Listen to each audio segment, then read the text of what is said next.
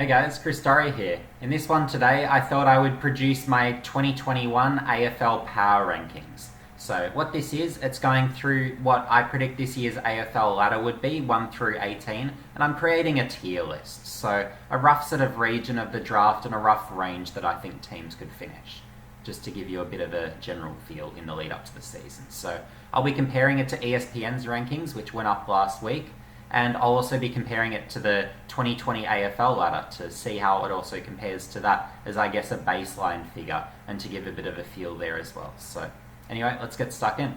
So this is what I've come up with. So I've got a pretty clear top 4 in mind, and I think it'll be the same 4 teams from last year. Just the main question, I guess you could say, is, well, what would the order be?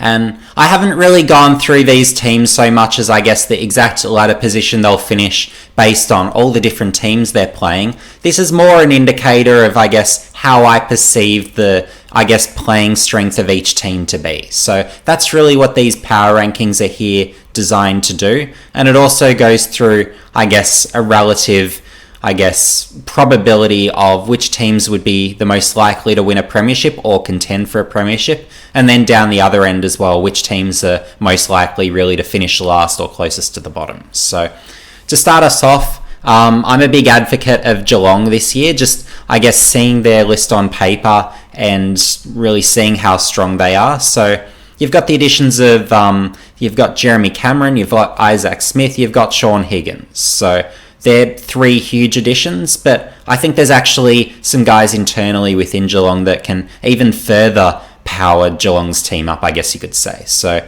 as I've mentioned in a previous video covering Geelong, I think Tom Atkins will be a big time asset in defence this year. I think even behind the likes of a Tom Stewart and a Mark Blitzarves, I'd even go as far as to say he can be Geelong's 3rd best defender this year, just seeing how he performed in his pre-season match against Essendon. So seeing him win the contested ball, win his one-on-ones, generate drive from defence, he really looks a complete player down back. So I find that really encouraging. And then you've got a Jordan Clark as well, as a young player, but again, he's someone where he has the capabilities to generate meaningful drive from defence, or from a wing from that matter, and just really provide a lot of run and carry. So I think he can be a real weapon for Geelong, and Geelong are definitely a team, at least on paper, to beat. But of course, we've got Richmond next, who they're incredibly hard to beat. Their defence is incredibly strong, forward pressure excellent, and really as a team, they play together like no other unit in recent times. So for me, the actual premiership is really Geelong and Richmond. They're going to be really the 2 teams to beat. And out of those 2, look, it is a toss of the coin. Richmond, given their recent record and given their chemistry as a group and their buy-in to the, I guess, team structures and the way the team want to play, look, everything's there. So, and I even see some potential progression from Richmond's youth as well. So, there's a lot there that for Richmond really screams they could possibly three-peat as well. So no way I'm going to rule Richmond out. They're a genuine and strong chance for the premiership also. But if I'm forced to pick, I'm going Geelong. But next up, so I've got Port Adelaide. So I'm tipping Port Adelaide over Brisbane at this stage. So for me, it's the addition of Aliir firstly. I think he's going to be huge in defence. Just as an addition, look, his intercept marking is just ridiculous. And we even saw it in his pre-season match. So, I think he's going to be a big-time asset there. And then you've got Orazio Fantasia, where, again, in his pre-season match, he was huge. 2 goals, 3 in his first quarter, 3 goals, 3 to half-time, then he was subbed out. He's going to be a weapon up forward. So, Port Adelaide look better. You've got the likes of a Lockie Jones, who I think in defence becomes best 22. So Port Adelaide, I know they came top of the ladder last year at the end of the home and away season, and they weren't far off making a grand final themselves. So they're another team in the top 4 that has really gotten better, you could say. And then you've even got a Brisbane in that top 4 as well, where adding the likes of Joe Danaher in particular as that number 1 option inside 50, that's huge for them. So that whole top 4, my personal opinion is they've all gotten better. So even a Richmond who won last year's premiership, I think they can be a better team, but the other 3 teams on paper have improved. So really seeing how that competition will be out of those top 4 teams, I think it'll be really incredible to watch this year. So that should be really fun. And the final series, particularly as we get deep this year, I'm really going to be enjoying this. So, and I'm sure you guys at home too will as well. Now I've got the teams that I think will finish inside the top 8. So firstly, in the top group, I really went with those, I guess, based on ladder percentages. I should have gone through this earlier, but really those 120 plus percentage teams. So having them as a top 4 and as teams that I think even get better, look, I think that's probably at this stage at least a fairly safe top 4, assuming no major injuries or any sort of major hiccups there. But then I've got, I guess, the next 3. So all these teams, so they were 10 or more win teams last year. So I think, again, they're pretty safe bets to be that sort of 5 to 7 range at this stage until there's a team that really out of those outside of top 8 teams really, I guess, boosts up and really comes into that conversation.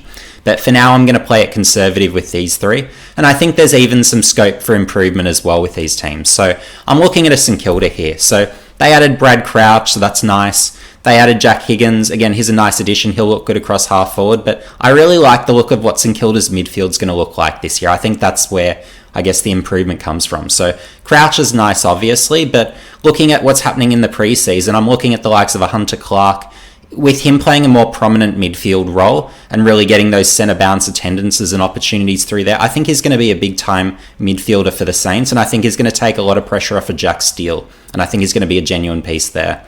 And then I've got a Jack Sinclair as well, where, look, he's been really good during the preseason through the midfield, and he can also generate drive off halfback. Same story with Hunter Clark, who can also do that. So looking at that transformation from a Jack Sinclair, I'm really impressed by what I'm seeing. And he's someone where I've felt perpetually over the last few years he's been really underrated.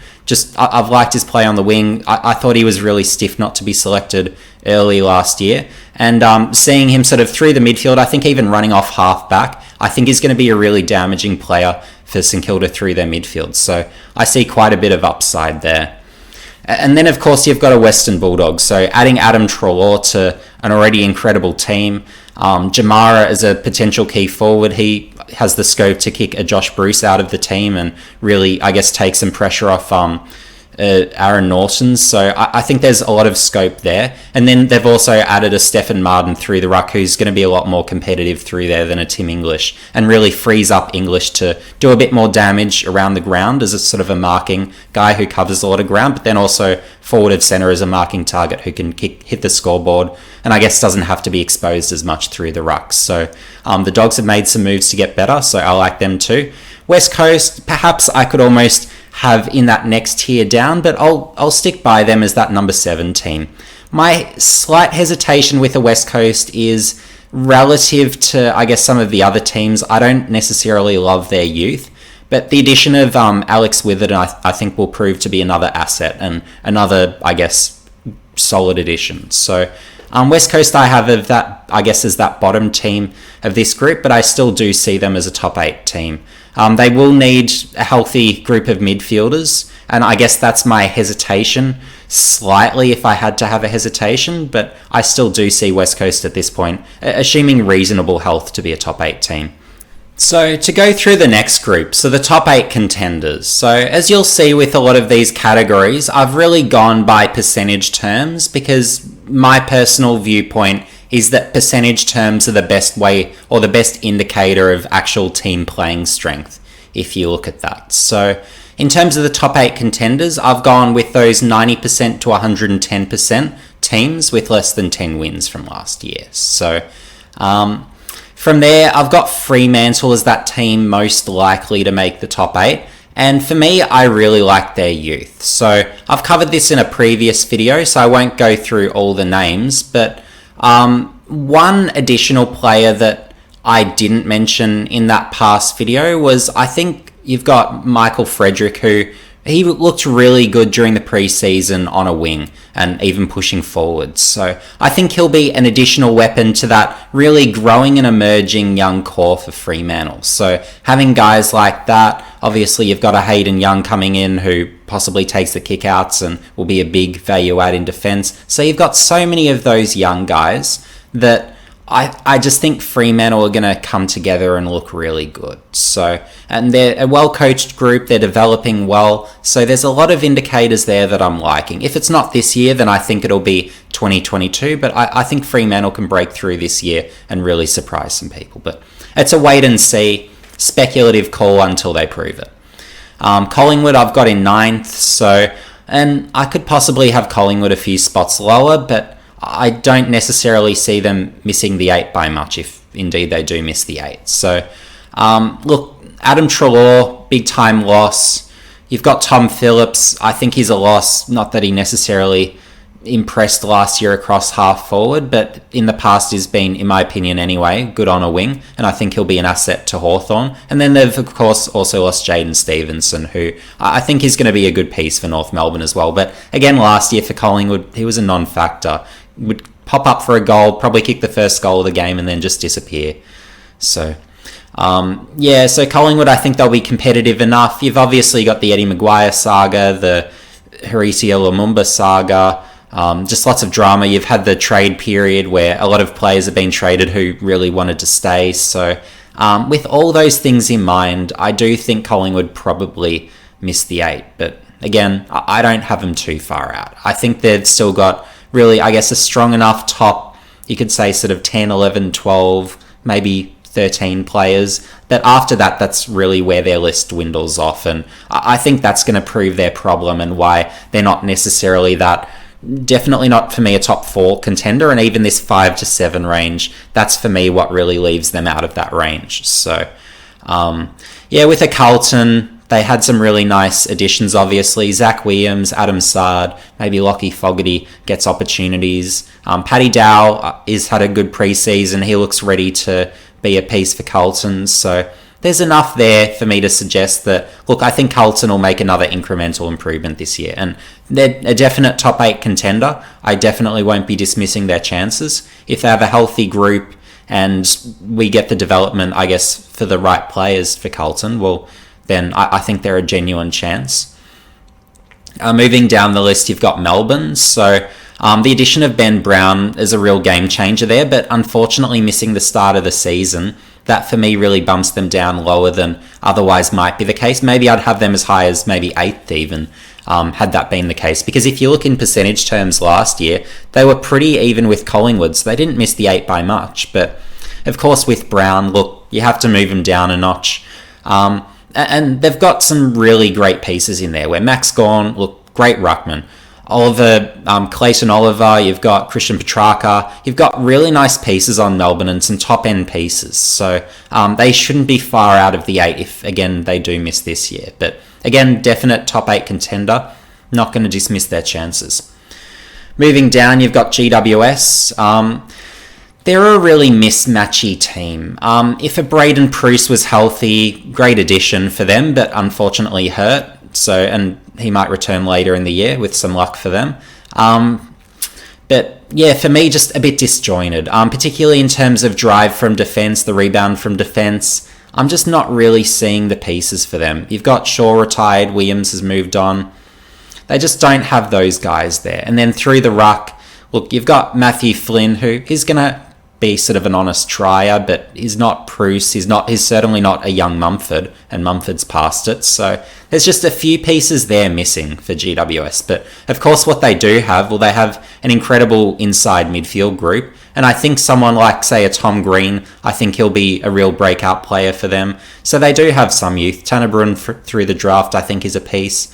So they'll start introducing some young pieces. A Lockie Ash, he can show some improvement in defence. So there's some guys there, but yeah, for me, there's a few too many pieces in the wrong spots for me for GWS, where they're just not really a team, and they haven't really proven to be that. And losing that ball movement sort of component, for me, that really knocks them down a bit. So, but again, top 8 contender, if things go right, they've got enough star power, a lot of quality through the midfield, so you can't sort of discount them either. They've really been up there in the past, so you never know. And then you've got a Gold Coast. So Gold Coast are an interesting side, and they deserve to be in the top 8 contender category. So when you've got a healthy Matt Rowell, look, that automatically sort of puts you in that sort of mix. Didn't look as good as I was hoping in his preseason match against Brisbane, so we'll have to see how that works out. But definitely he could be, I think is probably going to be, again, the best and fairest winner. So for me, he's a pretty obvious sort of rising star guy. So yeah, adding that sort of caliber of play at already a pretty competitive-ish Gold Coast from last year, look, I think they should be pretty reasonable again this year. And again, if you look at their percentage was pretty solid last year, so still being in that sort of 90% range. So look, you can't discount a Gold Coast. But again, they're pretty young. Hopefully their youth takes more steps. It's really going to be a youth-driven build. So the quicker Gold Coast youth develops, the better they'll be. So hopefully we get a few more step-ups from Gold Coast, and seeing their competitiveness early last year, seeing their competitiveness in the preseason match the first half against Brisbane, there's some good signs there. It's just a case of will they wear out over the sort of as games lengthen, will they wear out over the course of the season? They've still got some questions to answer, but again, top 8 chance, they can't be discounted because when they're up and going, they really look like a good team and a real sort of genuine top 8 side when they really get hot. So don't discount Gold Coast, but you will see some inconsistency issues is my best guess at this stage. Sydney, look, you could say they're probably lucky to be 14th. I'm predicating this guess based on, I guess, a healthy Buddy who hopefully comes back not too far into the season. If he's healthy, if Heaney's healthy, if they've got a pretty strong and healthy sort of complement of players, I think they'll be pretty reasonable. I like some of their guys through the draft. You've got Logan McDonald as a key forward. I think he's round 1 year one ready, and I think he's going to be sort of at least sort of a goal a game. I think he's going to have a good year there. You've got Braden Campbell across halfback. I think he's a really nice addition. That kick from defence, I'll keep mentioning it, but incredible kick on him. Provides run and carry, so I think he's going to be a piece there. Errol Goulden, I think he plays year one. He'll play sort of an outside role. I think he can sort of be another sort of component, at least to Sydney, who can at least find the footy. Reasonable ball user, but sort of a really good accumulator on the outside is what you're looking at there. And then maybe a Will Gould. Maybe he eventually gets introduced for Sydney. So again, they've got a lot of young pieces, and if that youth develops, if they have a pretty healthy group, they could finish around 14th. But again, as I've sort of categorized them, well, they're the sub 85% teams from last year. So with all these teams, look, you have to sort of have realistic expectations, at least at this stage, until they really prove they're a lot better than that. And I'd also add Chad Warner. He looks really good during the preseason, so I think he's another sort of, I guess, breakthrough type, just going top of mind. So I think he can be a piece as that sort of, I guess, competitive sort of forward midfielder type, wins his own ball, strong tackler, just has a really aggressive edge to him. So I like the look of him, and I think he'll be a piece for Sydney also. Moving on, Essendon. They actually surprised me quite a bit with their competitiveness against Geelong. We'll have to see whether it was just a pre-season fluke, as we've seen in years past, or whether they're a genuine team. So obviously the departures from their list, well, the retirement of Connor McKenna, losing Adam Sard, so he's a big piece. He's been really great for a number of years. Joe Danaher, look, he's been hurt so much that he won't be that much noticed, and same with Orazio Fantasia as that forward who's good when he plays but just misses too much time. So on paper, Essendon have really been hurt hard. But in saying that, look, I do see some development there potentially. Nick Hind in particular, again, top of mind, he's someone who really impressed me during the preseason. I think he'll generate quite a bit of drive off halfback, so at least he sort of, I guess, replaces some of what's lost. So, and we'll see how Essendon's youth goes. I wouldn't be expecting too much from their first year players. They might appear and some might become regulars. Maybe Nick Cox becomes a regular, but you need realistic expectations on these young guys. So we'll have to see how that goes. Jai Caldwell, I think, is a really nice midfield piece. So I think he helps Essendon's midfield along quite a bit. He's someone who GWS really underutilised for a number of years there. So, I think he's definitely a long-term piece who should be good enough this year at least to help Essendon's midfield be competitive. So we'll see how Essendon go. Some of the new sort of, I guess, rule changes I think are to Essendon's advantage. So they could surprise and finish a little bit higher than where I've necessarily got them, but we'll have to wait and see there. And then we've got a Hawthorn. So Hawthorn are in that sort of awkward position where I guess you've got a lot of really good veterans, but I guess those middle-aged guys, the youth, it's not all there. And then, of course, they've got the injury to James Sicily. So, we have to be sort of realistic with Hawthorn. Obviously, they've got the great coach, they've got the great culture, but how high can they finish? I think they're in this 14 to 16 range, roughly, I think is realistic. They're that sub 85% team last year, and I think they sort of remain that team again this year. So we'll have to see if they can take any strides. But I do think with a Hawthorn, there will be quite a number of young guys who do show signs of development and can sort of be part of that long-term core.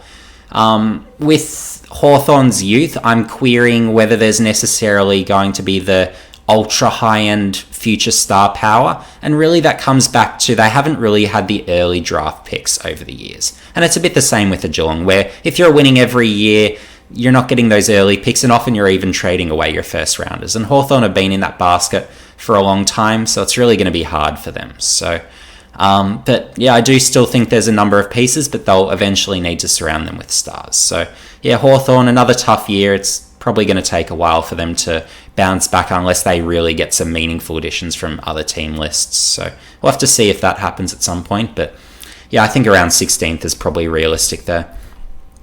And then I've only really got 2 teams contending for the spoon at this stage. So maybe one of these 3 teams possibly could. But for me, I think it's really Adelaide and North Melbourne are the bottom 2 teams. And I think this year will be a year where they start really introducing a lot of youth. So, and Adelaide is an example. So in last year's draft, I actually think they added quite a lot of good youth. So we'll have to see how that works out for them. Obviously, they've got Thilthorpe. I think he'll be a piece as a key forward, sort of maybe pushing through the ruck even a little bit to sort of relieve O'Brien when he needs a breather. You've got Sam Berry. I think he'll be a good midfielder. Pedlar, sort of as a mid forward, I think he'll be a good piece in the long run. So you've got those sorts of pieces. Jackson Haitley, although he doesn't look best 22 at this stage, I've still got a bit of faith in him that he can come good. So Adelaide have some young pieces that can be introduced, but I guess prior to last year's draft, Adelaide weren't necessarily the best drafting teams. So I do have queries about those, I guess, guys who are just those few years older than them in terms of how good they can be. But look, Adelaide still do have some good veterans, some sort of middle to older age guys. So you've got Rory Sloane, hopefully for a full year. Maybe he's better with some luck for them. Rory Laird is a midfield, good find. And they do have some young pieces as well. Lockie Scholl, I think he'll sort of keep improving. There's some pieces there. So we'll have to see. But Adelaide at this point, I think, are just really in that rebuilding sort of stage. So we'll have to be patient with them. And then same story with North Melbourne. So, just losing a lot of experience over the off-season. They're really going to need to sort of regenerate their teams. So they do, in fairness, have quite a lot of depth on their team, but the problem I'm seeing with the North Melbourne is a lack of star power. So their midfield is actually really deep and there's a lot of quality there, but then it's really looking across the other lines and sort of looking at how much quality there is and whether there's that top end quality. So a bit of work needed there for North Melbourne, but look, the preseason signs for both Adelaide and North Melbourne haven't necessarily been great. Both teams getting blown out in their practice matches, in their Amy match. So I'm not loving either team at this point for this season, but there's some signs there with North Melbourne. You've got a Will Powell who it looks like he'll be playing round 1. He'll be a piece. Tom Powell, and then you've got Will Phillips, who, although he doesn't look necessarily likely in round 1, I think he's going to be a really good midfielder for a long time. So again, at least North Melbourne have brought in some pieces who look promising. Phoenix Spicer, we might see him. He's a really lively type, very quick, can provide pressure, breaks the lines like anything. So he could maybe be a crumbing forward candidate. Eddie Ford, maybe he's developable, very versatile. Charlie Lazaro, he played in the preseason match. He is a good midfielder. He can rack up the ball. Maybe he's a sort of tagger candidate, maybe possibly tried as a pressure forward. He might be tried in a few roles, but it's going to be hard for him to realistically get the midfield minutes for North Melbourne. So there's a few of those guys sort of drafted last year who I think are quite impressive and could be pieces in the long run. So for an Adelaide, for a North Melbourne, it's really with those first year players, introducing them, giving them taste, hopefully giving them a bit of an extended run. And we'll see how that goes. But look, if you're an Adelaide or North Melbourne fan, you really do need tempered expectations, and you just have to hope you see the youth and really see those signs of development at this point.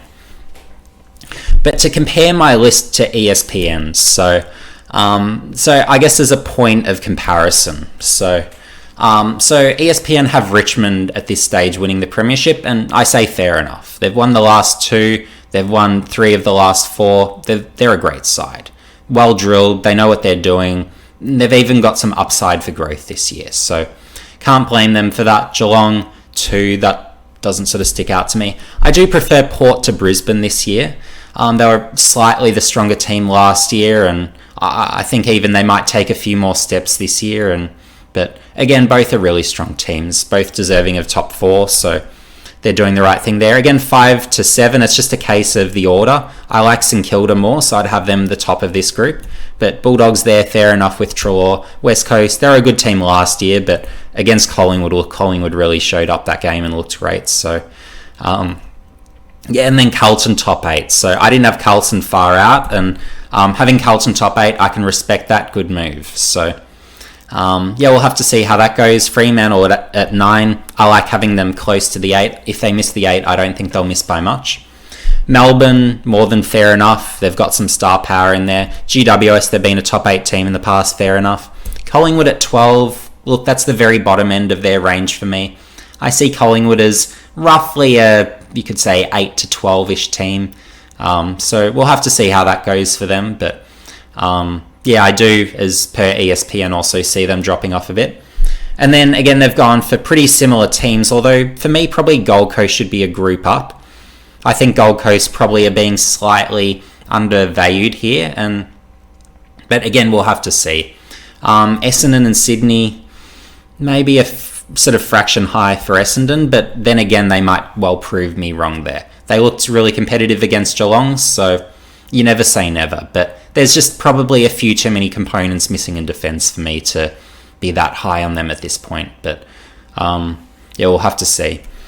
And then Hawthorn, yep, Adelaide and North Melbourne, so very similar order.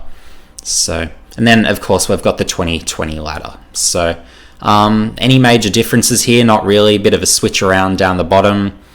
Nothing much major. I think Gold Coast move up a bit. Freo and Carlton possibly up a bit. Collingwood probably trending down. St Kilda I think can get better. Maybe West Coast drop down a bit.